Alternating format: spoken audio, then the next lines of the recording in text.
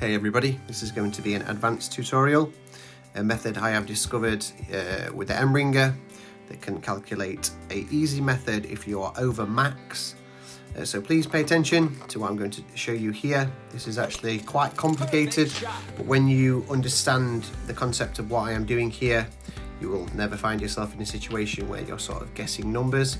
I'm just going to get myself up to a position where I'm in an M-Ringer, where I'm sort of buffering between a short iron and an M-Ringer, the place we don't want to be, and then we find ourselves in there quite often.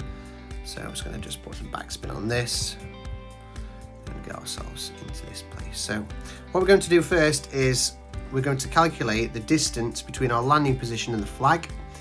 So get ourselves into this position, then hopefully we'll have around 120% slider-ish. That'll be a nice way to show you this method. So, it's going to go a touch further forward. We're just going to get ourselves right in between the clubs, which is an annoying place to be. We'll perhaps go around here. This will be right on the green, where you don't really want to use your thorn. A scenario like this, where your thorn's probably too much, but you're in your M-Ringer, and you're like, right, this is an annoying scenario, and you don't really know what to do, because you're like, right, well, if I go into this club, I can't use the right amount of backspin, or whatever the problem is. You know, it's too much backspin, it's glitchy like this, so you want to use your M-Ringer. So we're going to play no spins, or very, very minimal spins. Then the first thing I'd like you to do is have your ball guide into the hole. Calculate the distance between your landing position and the flag. So here, in comparison to your bullseye, here is 80%, or probably 79%. So what I'm going to do here is just wait for my next round. But as you can see, landing position and flag, that's what we're doing, just like an EB school, except we're using the flag and the landing position this time, rather than the bullseye on the flag. So it's a very similar concept. So then what I would like you to do, as I explained again, I'll move here, so I have a ball guide line just into the hole, and then we will be doing this again at 80%. Then what I want you to do is look at the distance between, in a percentage, you have 80, deduct that from 100. So now you have 20%. So you are 120% slider. So this would work out to be 13, this would work out to be 14 rings. Then we're doing that value plus 1 ring. So we're going to be adjusting 15 rings here. So it's the slider value plus 1 ring. So this is 10 and 15. Center our ball and hit perfect. Always use the power ball that you're using. If you use a P4 ball, use P4 numbers, P8, that kind of thing. Then we're going to take a bounce up to the green, drop dead center, well, whatever the score would be on this hole. So I'm going to go back onto this video and just explain a little bit more exactly what I mean with that.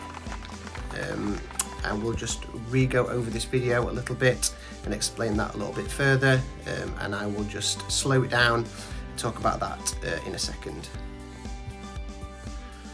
Okay, so these are some key points here. The distance, as you can see, I'm just going to take a screenshot and show you this. The distance we're looking for here is landing position, flag position. And here is what our key part is. So here we are at 80%. So what we're going to do is, we are already at 100% slider, we know that. But we want to deduct the percentage that is from the bullseye that is left. For example, if the bullseye was at 75%, we would be adding 25%. If the bullseye was at 70%, we would be adding 30%. And if the bullseye was at 90, we would be adding 10. So in this example here, what we're going to be doing is I am going to be adding from here. Again, we're going to be looking at landing position versus the flag versus this. So this is 80%. From there, we have 100% slider. Then we're going to minus 80% from this, which is 20%. Then we're going to add that to the total, which would be 120% slider can't, that won't write out into that corner. We're going to, that will be a total of 120% slider plus 1 ring. Okay, sorry for my bad handwriting. I'm just going to discard this screenshot. So here, I'll just explain this a little bit more. Landing position, flag position. There, I said 80, it's more like 79. This is what we're looking for. This part here is key. This distance here, whatever you have here, is what you're going for. And I calculated that to be 80. So I would then say, right, okay, now I have 20% left, because 100 minus 80 is 20. So we would be 100% slider plus the distance you have left. So you would have 120% slider plus 1 ring. So I will show you here, I will speed the video up. What I'm going to be adjusting now on the right hand side is these numbers. This here is 100% slider. This has been moved now to 20%. This is the value of 20%. So what we're actually going to be doing here is adding 11.7 plus 2.3 equals 14 plus 1 ring. Okay, so adjust is going to be 15 rings. I really hope this makes sense. It sounds complicated, but it really isn't. Go through that just once more. I'll discard this screenshot. So we are using our value of the max slider here. I'll screenshot this just once more and explain it just once more again. This here is 100% slider. This here is 20% slider. Calculate these two numbers together, plus 1 ring, equals your adjust. That's your adjustment value. Okay, so then if I show you now, we'll speed this video up a little bit. I am now going to show you, I will be adjusting 11.7, 12, 13, 14. I'm going to be adjusting 15 rings. Let me show you the adjustment. Ball guide into the hole. I make my adjust to 15 rings. Always use the same power setting. If you're using a P10 ball, use P10 plus 20, P8, P8 plus 20.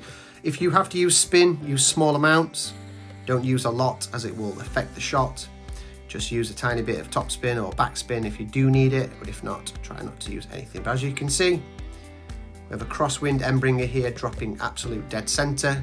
So this method is really, really good. So the next time, if you get yourself wrapped up and you're in between two clubs, you're buffering in the, say the min line of the thorn, and you're almost forced to use the end bringer, do that method.